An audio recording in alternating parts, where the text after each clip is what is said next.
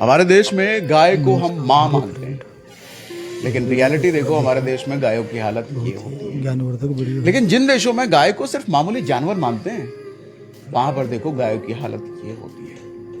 हालांकि मैं तो अपने गौशाला में अपने गायों को इस तरीके से रखता हूँ जैसा आप दिख रहे हो। बहुत अच्छा। हमारे यहाँ पे नदियों को अगर देखो तो नदियों को हम पूजते हैं, पूजा करते हैं, गंगा माँ बोलते हैं।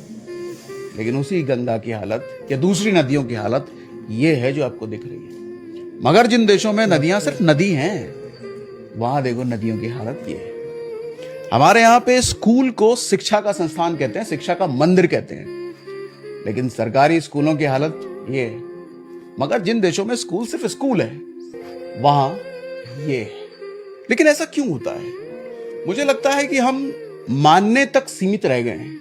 गाय को अगर मां मान रहे हैं, भगवान अगर नदी को मान रहे हैं, तो सिर्फ मान रहे हैं। सर, मां मानना और मां के लिए जिम्मेदारी निभाना दो अलग अलग चीजें होती है। हम जिम्मेदारी निभाने में पीछे रह गए हैं, मानने में आगे रह गए हैं। हम भगवान को खूब मानते हैं, लेकिन भगवान की कही बातें एक नहीं मानते। तो हम वो लोग बन के रह गए हैं कि हमें सिर्फ मानना है, जिम्मेदारियां निभाना हमें अभी भी विदेशियों से सीखना चाहिए।